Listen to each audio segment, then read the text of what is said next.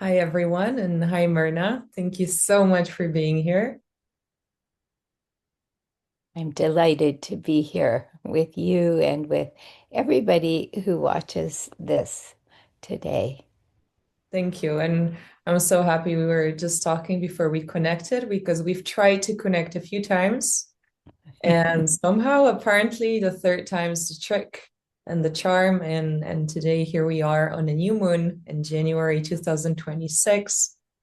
Yeah, hopefully bringing some newness and some goodness to you through the conversation that we're about to have.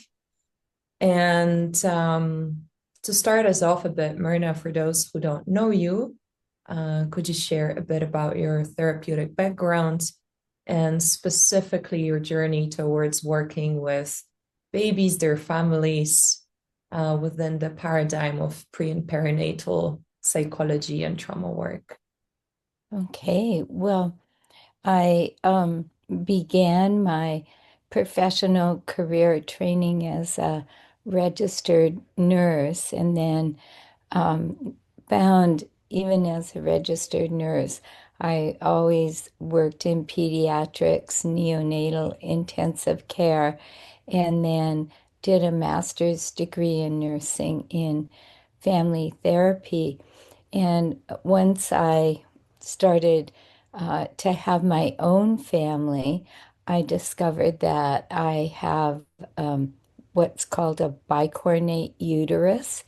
So I experienced a uterine abnormality when I was growing my own body in my mother's womb. And um, so I discovered this the day before my first child was born. I went into labor the next morning, and she was born at 23 and a half weeks. And that was before we really understood much about babies born that early and what they might need. So she was in an isolette in bright, blaring lights with all the noise around her. And that really led me into the world of early developmental trauma. And I have three living children who are now all healthy adults, and the other two were also premature. I spent lengthy periods of time in bed with the next two, trying not to go into labor, so they were able to stay in the womb a little bit longer. So I initially heard about William Emerson, who's an originator in this field in North America. And then when my youngest graduated from high school, I was free to actually develop this work. And I had studied with Raya Castellino for about 7 or 8 years before that. And then I began doing my own full 2 year trainings and in this work and hundreds of process workshops where adults had an opportunity to unravel their own very early time and heal in those from those events that happened to them. And I'm just in the last few years not traveling and doing these long trainings, but I still do quite a lot of supervision and a few, maybe 3 or 4 individual sessions a week on Zoom. And it's it really this what happens to us in the womb is so crucial to the rest of our life. I feel it's an important part of development that all health professionals working with people need to have a broader understanding of. So that's why I'm often doing interviews like this one, still spreading the word about this early developmental time. Yeah, and I'm very grateful that you do. And I've seen some of them, and I'm also enrolled at your online course for Yes, practitioners around working with early developmental trauma. And as you say, this period is so crucial that your course, I think it's over 120 hours of video content, and then there's a lot of other content and practices for the viewers, for the participants to go through. So there's really such a breadth and wealth of information. So yes. let's see where we can That go that within an hour video today. that video series is thanks to my students. I was always thinking, oh, I should write a book. And um, then my student said, why don't you do a video? Why don't you do a video? It would be so much more alive. And so then I started into that process and putting my 2 year training on a video. And it's been amazing, actually. It's gone around the world and it's in English, so people have to speak English. But there's a group now in Ecuador that are translating it into Spanish to help make it more available. So if people are interested in that video series, you can go on my website, which Magna maybe can put at the end of this video. It's myrnamartin.net. And even though I made it a few years ago, all the information in it is very relevant. Some of the statistics, like what's the percentage of cranial of cesarean section births in your country, may be outdated, but the all the other information is totally relevant today. Yeah, and you just mentioned now, for example, the statistics around C-section birth. And again, there are so many threads that we could discuss. And the one that I specifically had in mind when I thought about asking you to spend some time with us today is around the work that you do with babies and families around traumatic birth.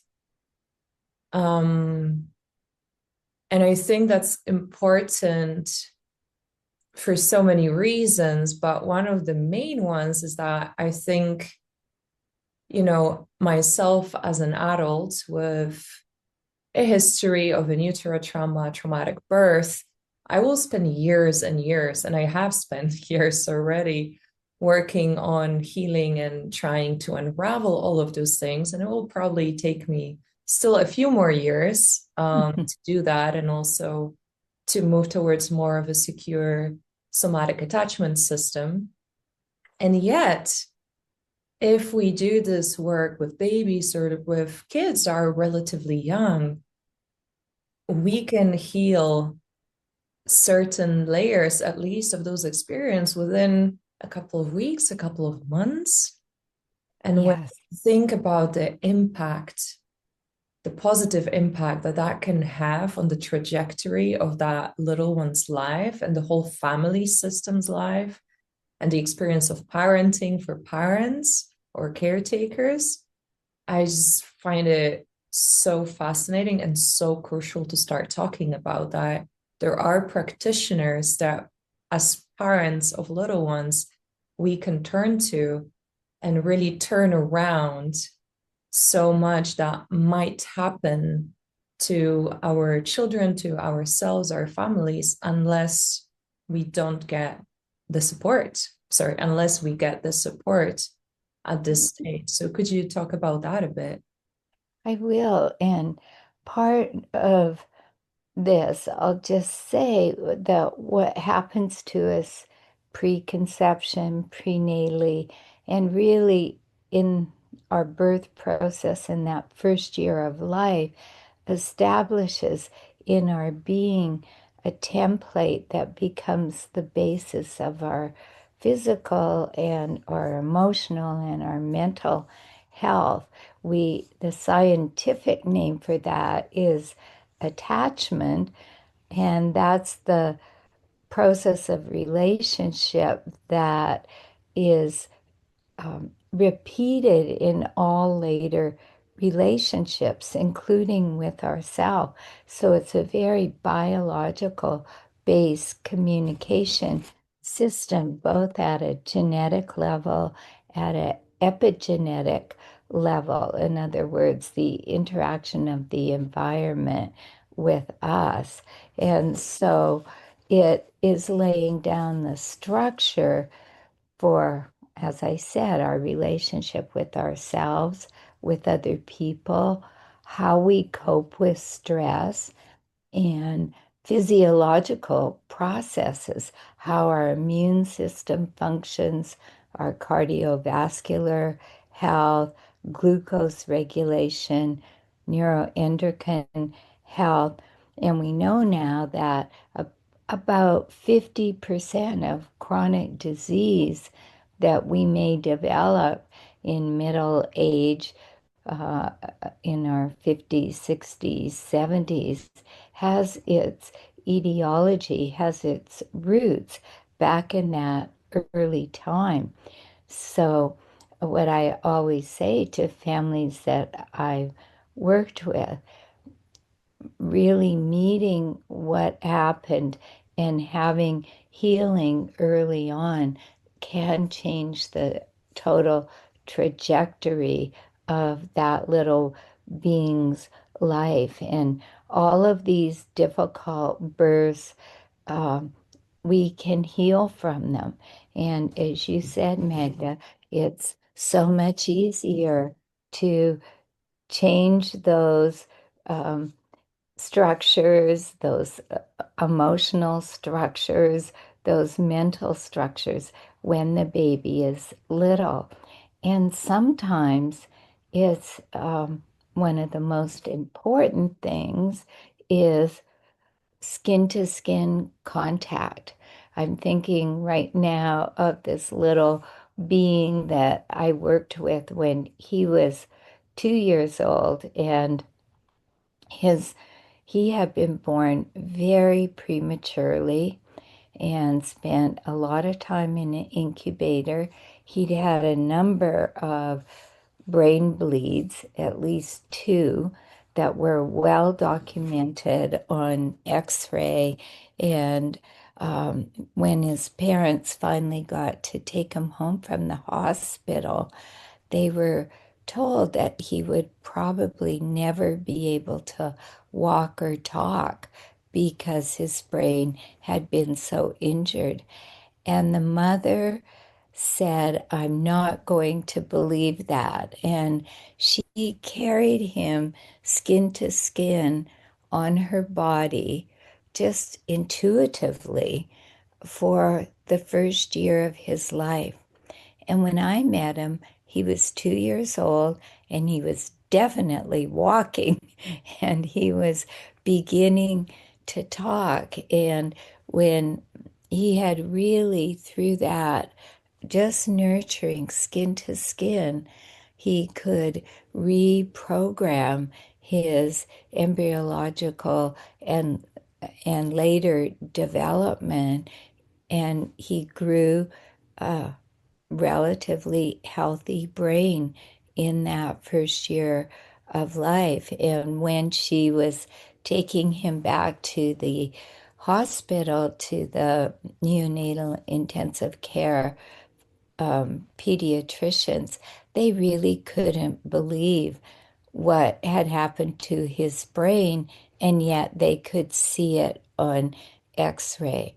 So one of the very basic things when there's a very difficult birth or something else like that, prematurity, that skin to skin, and if possible, a self-attachment system that the baby can enact, where we place the baby on the mother's belly and support just a hand at their feet, and they get to crawl up the mother's body and find the mother's nipple and begin to nurse.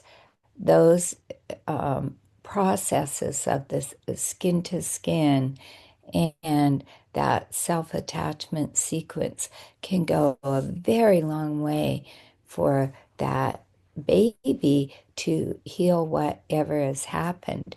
And I'm recognizing, of course, that it's not always just straightforward for a mother to be home for 6 months or a year and nurse her baby fully.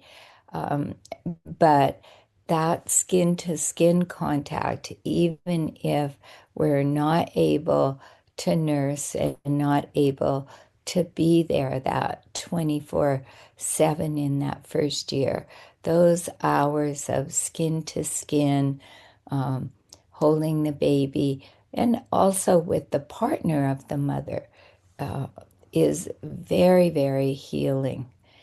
And those are two simple things that don't require a professional, don't cost anything. It's the time and the focus in that initial period that is so important for that healing. So that's one thing. Of course, if there's a professional who has some background in pre and perinatal work, that can be very supportive. The other thing that I always do with the family, the mother, her partner, if she has one, the baby, is for the mother to tell the birth story in the presence of the baby while she's holding the baby, and preferably if she has a partner, the partner right there. And I'll often put my hand behind the mother's back, put my hand on the baby's back, and even a baby who hasn't been able to settle, being held in that heart field of me, the partner, the mother, as the birth story is told. Often that will be the first time that baby's body actually relaxes, and sometimes the first time that they're able to begin nursing in a relaxed way, acknowledging, naming the truth of what happened for both the baby and the mother is a very powerful process. And I like to have also a session with the partner, because often the focus is so on the mother and the baby, and the partner, if there's been a difficult labor and delivery or a difficult pregnancy or even a conception that wasn't welcomed, often at least 50% of babies who are conceived, it's a surprise. It's not a real intentional, conscious conception. The partner being acknowledged and being able to name what they went through is really important in clearing that family field too, and helping everyone come into a deeper settling. And that field of love, that field of relaxation from our heart field is what, in skin to skin, also is really helping that baby heal from a difficult birth. Hmm. And then as I hear you speak, there are kind of two elements that I would like to continue with. One is you mentioned that you are aware that even though ideally the mother would be the kind of mother baby diet, would be able to be together 24/7 for at least the first year of the baby's life, that because of the many reasons and the way the world, the modern Western world is set up for many women, that's just not a possibility. Right. And then you keep on mentioning a difficult birth. And I think there's just so much normalized birth trauma nowadays in the practices that we have. Just Indeed. very normalized that women are not with their babies, that babies go to nurseries at, I don't know, 3 months old, and all the things that we've normalized systemically that are actually very, very detrimental to the baby's and the family's health and well-being. To the point that I think most lay people who are not practitioners or not into pre and perinatal psychology might not even have an accurate sense of what a healthy birth and a traumatic birth is.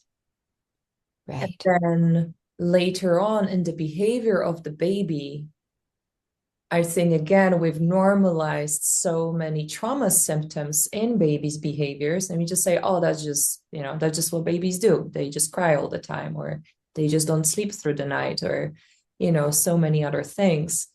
So I thought it could be very, very helpful if you could define for us how do you understand a traumatic birth or a difficult birth? And then what are some signs that a baby, an infant, or a bit later on, that they're actually still in that birth or prenatal trauma as they're developing? Well, an optimal birth would be a natural birth where there isn't an epidural involved or any other kind of medications during the birth, and the mother is well supported during labor, and she's able to vaginally deliver the baby.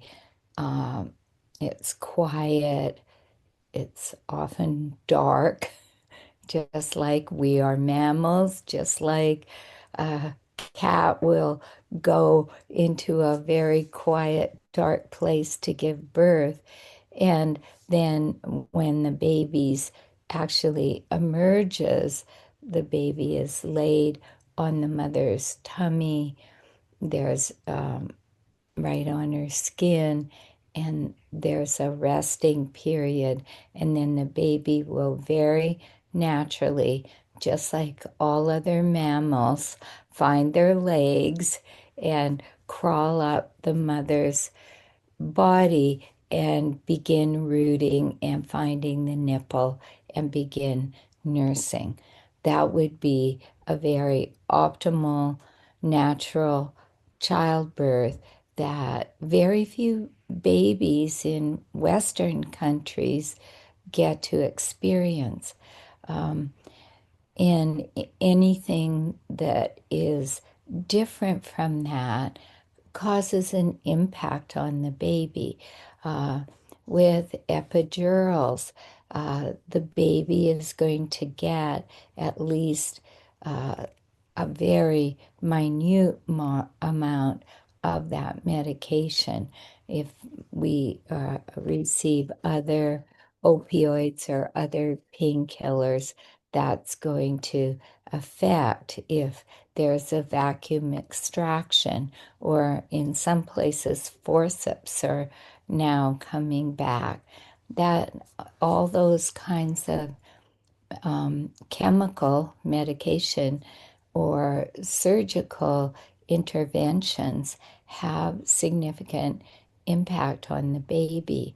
For example, cesarean section, the baby doesn't get that initiation that is biologically programmed in them to push with their feet and actually push out, and do that over a process of, an hour, say, that they're in the womb and then suddenly they're out of the womb. And you'll see the shock when babies come out like that.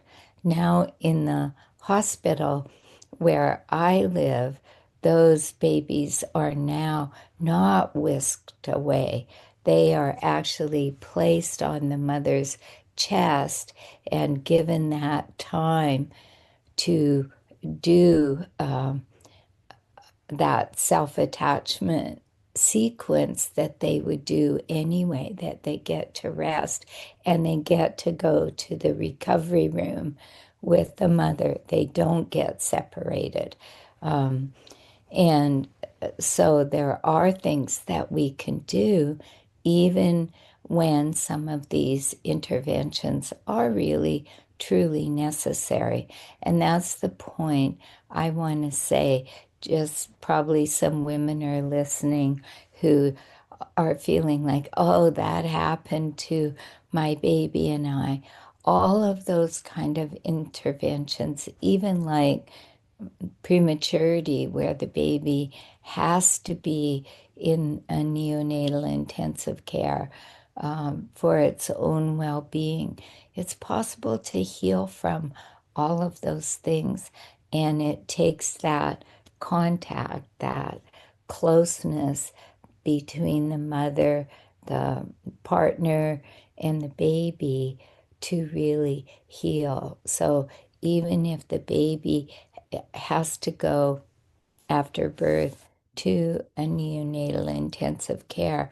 Now, most neonatal intensive care, if not allowing the baby some skin to skin time, the parents can wash their hands and even put their hands into the isolette and not touching the baby, even hold their hand, one hand just off the baby's head, one hand just off the baby's feet. So the baby's still held in this heart field of the mom and can feel the mother's presence or feel the partner's presence. So those again are some simple things that can help, but any of those interventions have impact. For example, say a cesarean born, those children tend to have a difficult time with transitions in life. They are often either very abrupt or just resistant. No, I'm not putting my shoes on. No, I need to finish this. And transitions are triggering for them. And that's something I can say is when there's interventions in the birth, that it interrupts a natural sequence that we're biologically coded for, that the baby has an intention to be born. I'm ready to be born, and is preparing for the birth. The baby actually releases hormones that trigger the mother's body to begin labor. So there's a preparation period. The baby's body knows how to begin to enter the birth canal, knows about the contractions. It's an action step preparing the body of the baby for life outside the womb, and then getting to push oneself out is really important. The mother's uterus is contracting down. The baby isn't just being moved down, the baby's moving, shifting, turning, pushing with his or her their legs to be able to emerge. And so that's an outcome response. And then if the baby gets to do the breast crawl and then rest skin to skin, that allows the baby to integrate. And then we repeat that sequence over and over and over again in our lives. So some people will have a really hard time forming an intention, or they can form a strong intention, but they'll get lost in the preparation phase. For example, that can happen with cesarean born children and adults. My husband is cesarean born from a planned cesarean from long, long ago. And he's worked a lot on having good preparation. He'll skip from intention directly into some kind of action, you know. And lots of people never allow time for integration when they've moved through a big transition in their life, a big action. Maybe it's creating a company and whatever big step they take, and they'll move into the next action before really integrating what they've just done. So that kind of sequencing influences our entire life. And if there's interruption in that sequence, it will show up in different ways throughout our even our adult life. Yes, I can definitely relate. I was an induced baby. So for me, my pattern was to just get an idea, get like a really big project off the ground, do it really quickly, very intensely, lots of excitement, and then do it. And soon afterwards, just crash and Right, burn out, depressed, and then like gather up strength. And as soon as I had a bit of strength, the same story. So right, now that I know about, how induction, for example, affects the pacing of induced humans, I'm like, yeah, that makes sense. So it's actually only now, again, years into all sorts of different therapies and somatic work, pre and perinatal focused work, that I'm beginning to understand, oh, I have a pacing. It's okay to be slow. It's okay to choose stability and rest over excitement. So adrenaline and, all that tensing up to do something challenging. And yeah, there are just so many elements to that. yeah.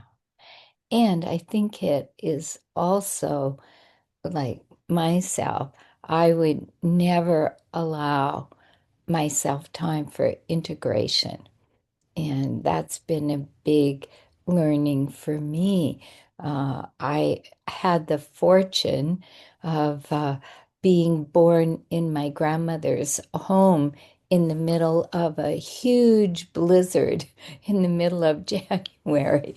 Otherwise, I would have been born in the hospital and had, like my older brother and my younger sister, in those days, a lot of drugs of forceps delivery, but it happened that my mother went into labor in the middle of this giant blizzard where that wasn't possible. Transport wasn't possible, and I was able to be born at home.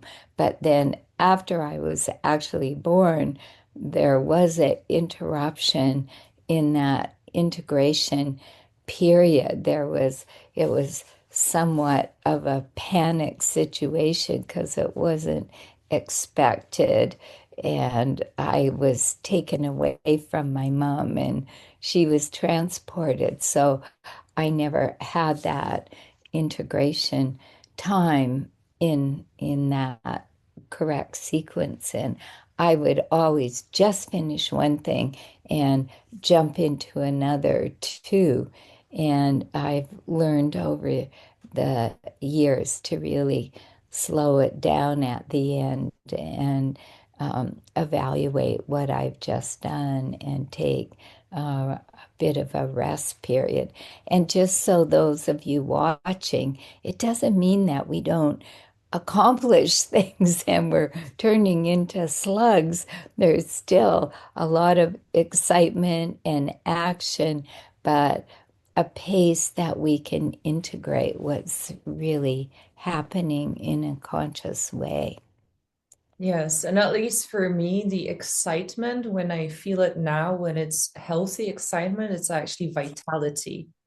Whereas before, there was a lot of tension and adrenaline and like a stress cocktail that I understood as excitement. And now it has such a different quality. And that brings us to what can we do as adults?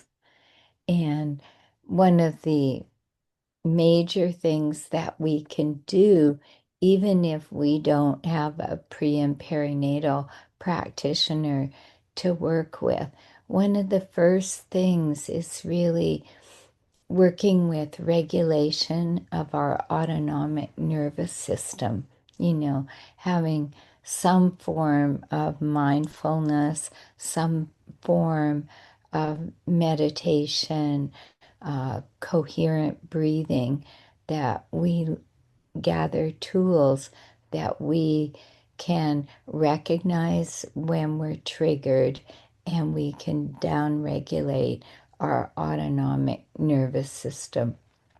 One of the simplest ways is through what is called coherent breathing. And I notice I always used to teach people heart math, like spelled heart, and then math, M-A-T-H, like mathematics, heart math breathing, which is just breathing in slowly 5 seconds, breathing out slowly 5 seconds, and that really regulates our nervous system. I noticed recently coherent breathing is all over the internet on YouTube, many different people wanting to teach that kind of breathing. And that is a key to really letting ourselves settle more and connect with our biological system in a healthy way. And that gets really disturbed when there's all this, prenatal birth, early dysregulation from various kinds of interventions and traumatic experiences. We need to um, acknowledge what happened to us. And I know when I first started to find out about my birth, my mom would first tell me, "Oh, I don't really remember those details." And it was almost like she felt like my asking and wanting to know all the details was implying that she had done something wrong, which she felt defensive about what had happened. And it took me, probably 5 years in a very gentle approach to find out as many details as she knew. And lots of times, especially if our mother had some kind of medication given to her, some kind of drug like Demerol, something like that, she really can't remember all the details. So acknowledging what really happened to us and beginning to acknowledge what that impact is an important step. And the next thing that I think is really important is having a circle of support. You know, it can be a mother's group with other mothers who have young babies or child. It might be a circle of friends. It can be our partner, and receiving from other people that we trust accurate reflection for our feelings. Nothing more than that. And that's really what we do with babies too. When a baby is crying, when we pick that baby up, um, we're talking to them in an empathetic way. Oh, you're really having a hard time, aren't you? Or, you know, that kind of way of giving accurate reflection. Or you'll see, um, and you asked this a bit before, how are babies showing signs? You know, frequently I'll see babies that can't mold, like let themselves fall into their mothers. They're stiffer. That's an important sign of their experiencing early developmental trauma. You'll see babies who really cry a lot and can't settle. That's a good sign of early developmental trauma. Angry babies who are arching their back and pushing back, they they need to be told, oh, you're really angry, aren't you? You didn't like what happened. They'll be very emphatic about that. And as a mother, you have no idea what they might be feeling angry about at all. It's not specific. Or if the baby won't make eye contact, that's a sign that they've had to pull away, turn away. So, uh, and if their body is not balanced, if they're always turning to one side or they have a particular um, physiological pattern, one shoulder is up and forward, that might be from uh, a birth trauma. I had that. I had to work with it repeatedly in my 40s, where uh, and I won't go into this, but it was really a conception injury. My father was a farmer, but he was also a musician. And I learned through regression that I was unexpectedly conceived. My mom was fully nursing my older brother and hadn't had a period and didn't think she could get pregnant, got pregnant with me. And when she conceived me, my father was drinking. He'd been playing music at a dance that night and drinking. And um, I felt that when I did a regression and his lack of presence. And I felt that on my right side. And this seems fantastical. Maybe I'm telling this story, but it was a very real experience in this regression. And then even though my mom had an ideal gynecoid, roomy pelvis for me to be born through, when I went into labor, I lifted that shoulder and pulled it forward and went into her pelvis at a strange angle and was stuck there for some time until I finally rotated. But how that showed up in my life is if I was ever under any kind of stress, I would always tighten that right shoulder.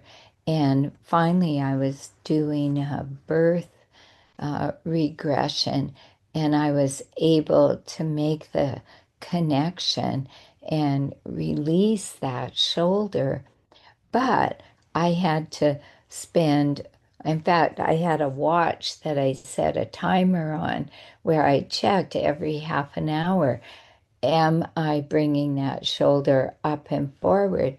And I had to reprogram my neuromuscular system. It just wasn't just making the connection. I had to reprogram that system to keep that shoulder down and back. And I was able to change that pattern in my body and not get this stiff, painful right-sided neck and shoulder issue over and over again whenever I was under the slightest stress. So that's a way, a physical way that things can happen. So having that circle of support and even noticing in the baby structure, in our own structure, what's a habitual pattern. And you'll see little children who will always fall and hurt the same part of their body. That's probably from a posture that they had during the birth process, because the spiritual, psychological, emotional events of conception and prenatal get pressed into the body in the birth process.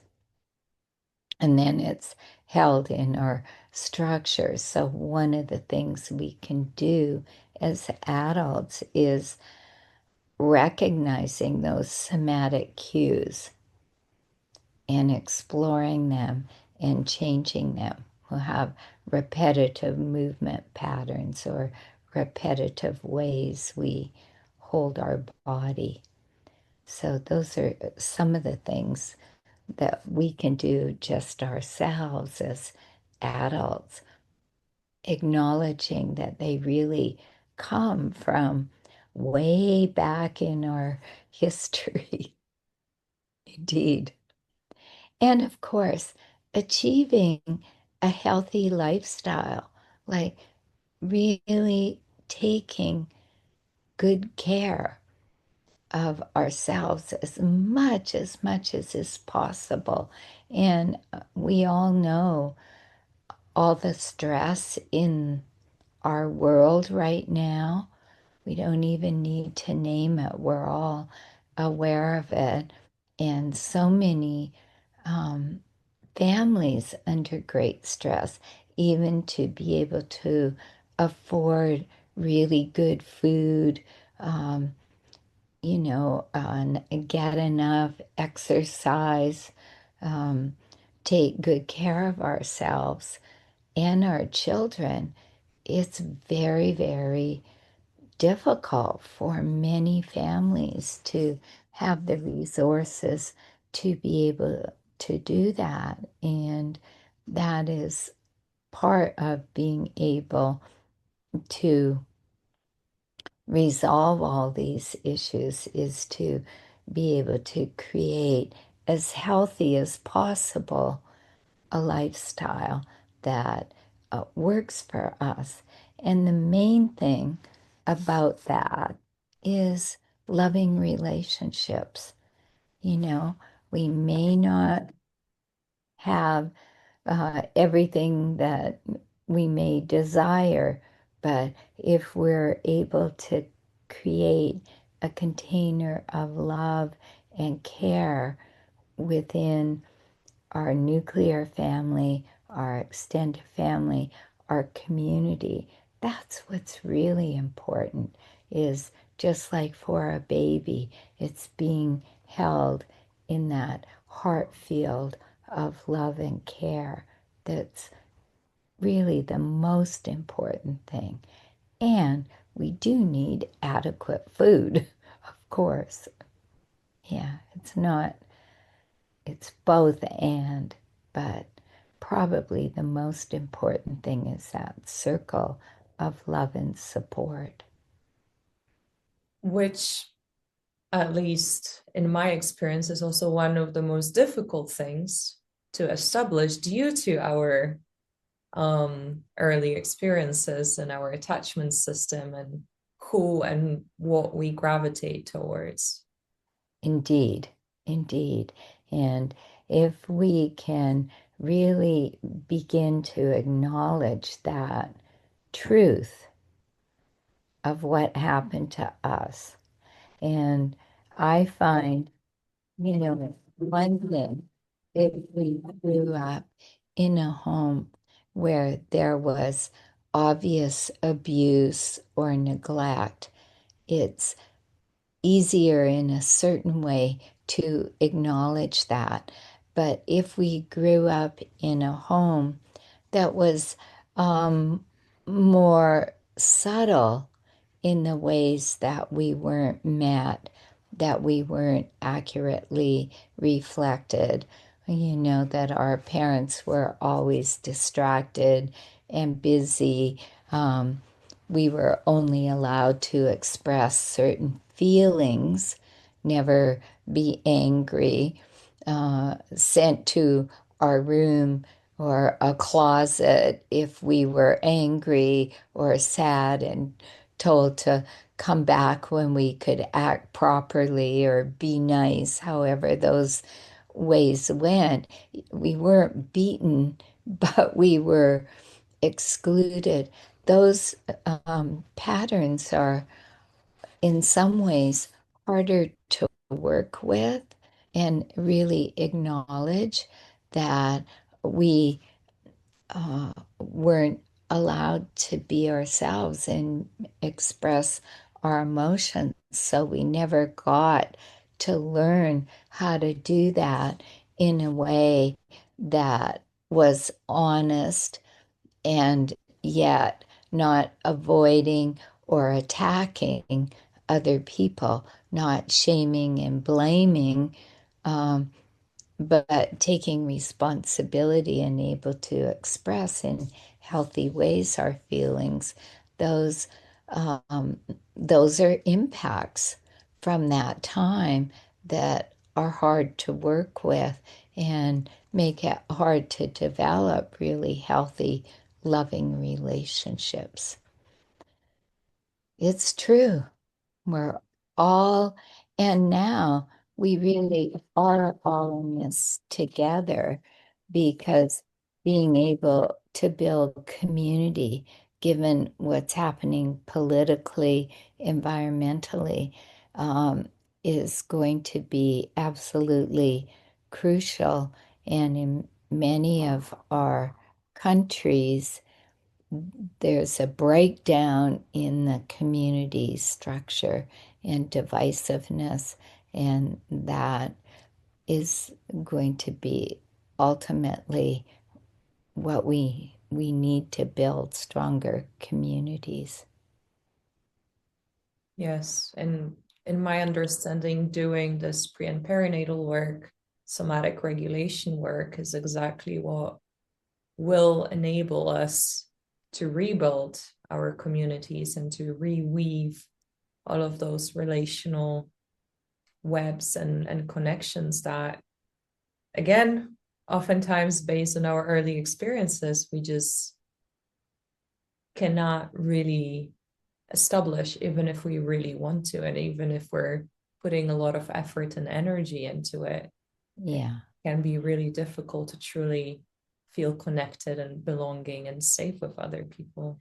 Right. And that's why, if there's any possible way to access some one-to-one counseling or group, is wonderful and sometimes more available.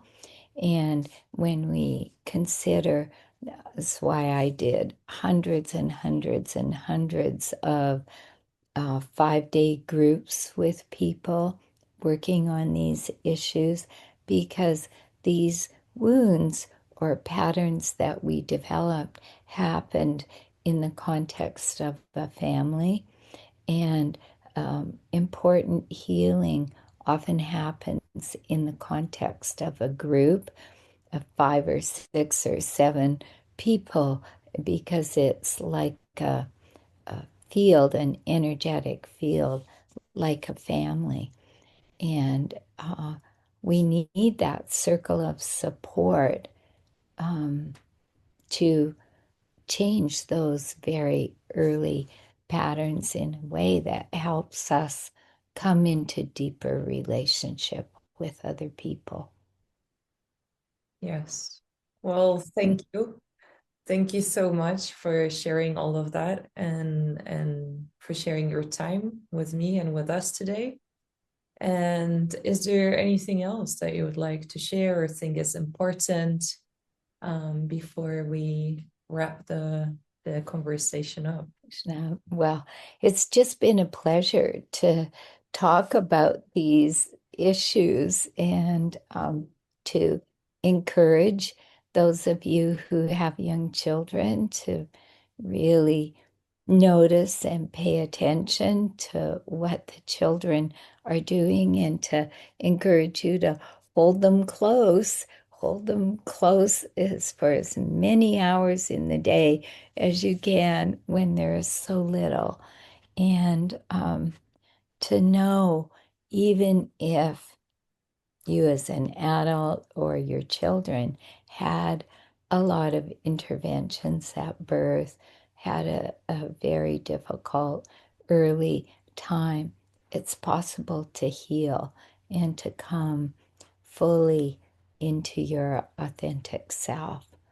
I know that. I've seen it in myself. I've seen it in hundreds of other people. And so I really encourage you to work with these issues and free yourself to be yourself. The world needs you. I think that's a wonderful thing to finish on. Thank you so much, Myrna. Yeah. Blessings to all of you.